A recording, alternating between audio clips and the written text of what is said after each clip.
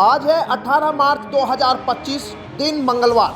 News 80 पर UP की सुर्खियों में आपका स्वागत है। चलिए देखते हैं यूपी की 15 खबरें फटाफट अंदाज में। अग्निवीर बनकर देश सेवा करने के इच्छुक युवाओं के लिए अच्छी खबर है। सेना भर्ती कार्यालय आगरा के अंतर्गत आने वाले 12 जिलों के अभ्यर्थियों के लिए अग्निवीर भर्ती के सामान्य प्रवेश परीक्षा के लिए ऑनलाइन पंजीकरण 12 मार्च से शुरू होकर 10 अप्रैल तक चलेगा। उम्र सीमा 17.5 से 21 वर्ष है और अग्निवीर तकनीकी ट्रेन में प्रवेश के लिए पॉलिटेक्निक या ITI डिप्लोमा आवश्यक है। प्रधानमंत्री इंटर्नशिप योजना के तहत अब आवेदन प्रक्रिया और भी सरल हो गई है। केंद्रीय वित्त मंत्री निर्मला सीतारमण ने हाल ही में इस योजना के लिए मोबाइल ऐप लॉन्च किया है, जिससे युवा मंत्रालयों और प्रमुख कंपनियों में इंटर्नशिप के अवसरों के लिए आसानी से आवेदन कर सकते हैं। आवेदन की अंतिम तिथि 31 मार्च तक बढ़ा दी गई है। इसके अलावा कोलकाता में इस योजना से संबंधित पहला सुविधा केंद्र भी शुरू किया गया है, जहां इच्छुक उम्मीदवार आवेदन प्रक्रिया और उपलब्ध अवसरों के बारे में जानकारी प्राप्त कर सकते हैं। केंद्र सरकार का लक्ष्य इस योजना के माध्यम से 1 करोड़ युवाओं को इंटर्नशिप का अवसर प्रदान करता है। उत्तर प्रदेश सरकार ने आउटसोर्सिंग कंपनियों को हटाकर स्वयं आउटसोर्स कंपनियों की भर्ती करने का निर्णय लिया है। इसके तहत कर्मचारियों को 16,000 तक का मानदेय, समय पर वेतन, PF, ESI, कैजुअल और मेडिकल लीव जैसी सुविधा प्रदान की जाएगी। आउटसोर्स कर्मचारी भर्ती निगम का गठन प्रक्रिया में है, जो भर्ती, वेतन और अन्य सुविधाओं की निगरानी करेगा। यह कदम कर्मचारियों के हितों की रक्षा और भर्ती प्रक्रिया में पारदर्शिता सुनिश्चित करने के लिए उठाया गया है। उत्तर प्रदेश सरकार ने किसानों को 2 गुना लाभ देने के लिए जैविक खेती को बढ़ावा देने की दिशा में महत्वपूर्ण कदम उठाया है।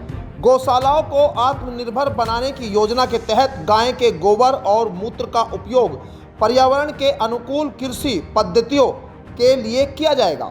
इससे किसानों को जैविक उर्वरकों के माध्यम से मिट्टी की उर्वरता बढ़ाने और शुद्ध दूध प्राप्त करने का लाभ मिलेगा।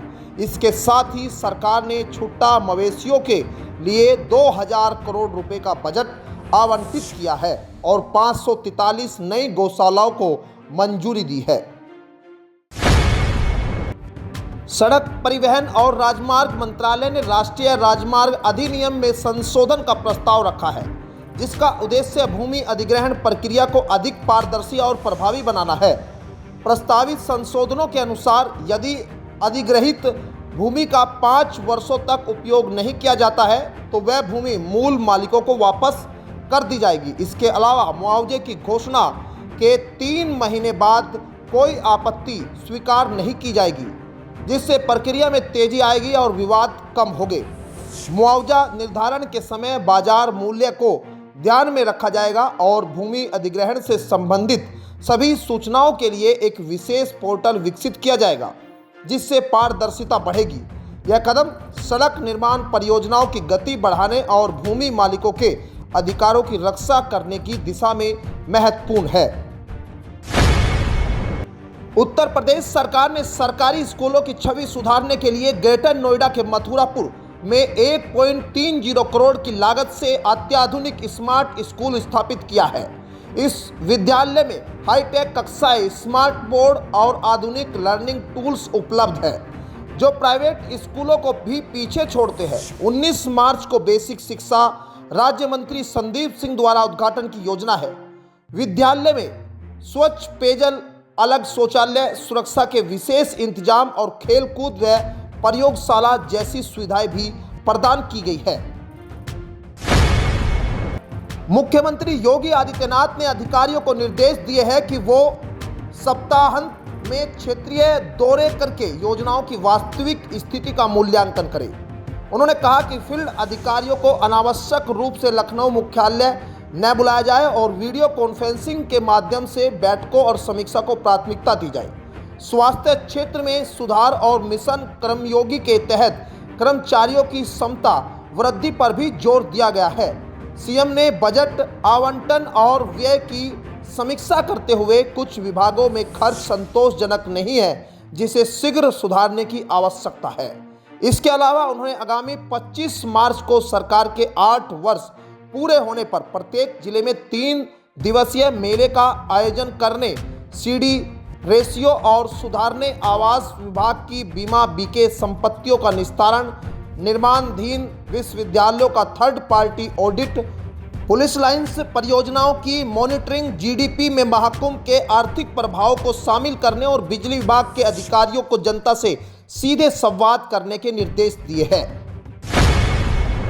गाजियाबाद विकास प्राधिकरण की बोर्ड बैठक में 18 मार्च को मधुबन बापूधाम योजना से प्रभावित 600 किसानों को प्लाट आवंटित करने पर चर्चा हो सकती है। यह फैसला 15 वर्षों बाद लिया जा रहा है, जिससे किसानों में उम्मीद बढ़ी है। जीडीए ने 2004 में 1234 एकड़ भूमि पर योजना शुरू की थी। अब तक 112 किसानों को प्लाट मिल चुका है, जबकि 600 किसानों को अभी प्लाट मिलने हैं। भूमि देने वाले किसानों को 6% या 10% विकसित भूमि का प्लाट मिलेगा। 10% किसानों को नोटिस भेजकर सहमति ली गई है। संभल जिले में इस साल सैयद सालार मसूद गाजी की याद में होने वाला नेजा मेला प्रशासन ने रद्द कर दिया है। 18 मार्च को झंडा लगाने की परंपरा की तैयारी हो रही थी, लेकिन प्रशासन ने इसे अनुमति नहीं दी। एएसपी श्रीश चंद ने मेला कमेटी से कहा कि लुटेरे के नाम पर कोई आयोजन नहीं होगा और यदि झंडा गाड़ा गया तो इसे राष्ट्रद्रोह माना जाएगा। मसूद गाजी के नाम पर आयोजित होने वाले इस मेले को लेकर प्रशासन का कहना है कि उसने भारत में क्रूरता की थी और ऐसे व्यक्ति की याद में कोई आयोजन नहीं किया जाएगा। योगी आदित्यनाथ ने समाजवादी पार्टी की पूर्ववर्ती सरकार पर निशाना साधते हुए एक जिला एक माफिया नीति की आलोचना की है। उन्होंने कहा कि उनकी सरकार ने इसे बदलकर एक जिला एक उत्पाद पहल शुरू की है, जिससे स्थानीय उद्योगों को बढ़ावा मिला और रोजगार पैदा हुआ। सहारनपुर में आयोजित एक कार्यक्रम में 365 उद्यमियों को ऋण वितरित करते हुए योगी ने कारीगरों की उपेक्षा के लिए पुरानी सरकारों की आलोचना की। योगी ने कहा कि उनकी सरकार ने 60,244 युवाओं की पुलिस भर्ती की घोषणा की और 12,000 से ज्यादा महिलाओं को पुलिस बल में शामिल किया है। उत्तर प्रदेश सरकार ने आउटसोर्स महिला कर्मचारियों के लिए मातृत्व अवकाश और अन्य लाभ प्रदान करने का निर्णय लिया है। नई नीति के अनुसार 2 बच्चों के जन्म पर 6 महीने यानी 180 दिन का मातृत्व अवकाश मिलेगा, जिसमें मानदेय में कोई कटौती नहीं होगी। इसके अलावा बीमारियों के दौरान 91 दिन तक 70% भुगतान युक्त छुट्टियां, असाध्य रोगों के लिए 124 से 309 दिन तक 80% भुगतान युक्त छुट्टियां और मिसकैरेज पर 42 दिन की छुट्टियां प्रदान की जाएगी। ईएसआई के माध्यम से कर्मचारियों और उनके परिवार को चिकित्सा सुविधा भी उपलब्ध होगी। प्रदेश में करीब 1.92 लाख आउटसोर्स कर्मी है, जिनकी भर्ती और सेवा शर्तों के लिए नई नीति बनाई जा रही है। उत्तर प्रदेश के संभल जिले में नगर पालिका की 6 बीघा जमीन पर अवैध मस्जिद और 33 मकानों के निर्माण को लेकर जिला प्रशासन ने कार्रवाई का आदेश दिया है। जांच में यह पाया गया है कि मुस्लिम समुदाय के लोगों ने सरकारी जमीन पर अवैध कब्जा कर इन संरचनाओं का निर्माण किया था। डीएम राजेंद्र पेंसिया और एसपी कृष्ण विश्नोई ने मौके पर निरीक्षण करने के बाद इन अवैध निर्माणों को ध्वस्त करने के निर्देश दिए हैं। इस कार्रवाई पर वारिस नगर की मस्जिद के इमाम मोहम्मद नाजिम ने आपत्ति जताते हुए कहा कि जिन अधिकारियों ने अवैध निर्माण की अनुमति दी, उनके खिलाफ भी कार्रवाई होनी चाहिए।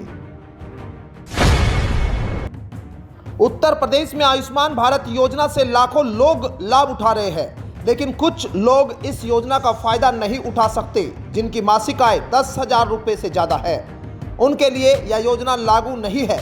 इसके अलावा जिनके पास 2 व्हीलर या कार है, वे भी इससे बाहर है। सरकारी कर्मचारियों और पेंशन भोगियों को भी इसका लाभ नहीं मिलता है। वहीं जिनके पास 5 एकड़ से ज़्यादा जमीन है उन्हें भी योजना का लाभ नहीं मिलेगा। मुख्यमंत्री योगी आदित्यनाथ ने अस्पतालों को 1 महीने के भीतर भुगतान करने का निर्देश दिया है, जिससे मरीजों को जल्दी इलाज मिल सके। योगी सरकार उत्तर प्रदेश के सरकारी स्कूलों को बेहतर बनाने के लिए कड़े कदम उठा रही है। ऑपरेशन कायाकल्प योजना के तहत ग्रेटर नोएडा के मथुरापुर में एक हाईटेक स्कूल तैयार किया गया, जिसका उद्घाटन 19 मार्च को किया जाएगा।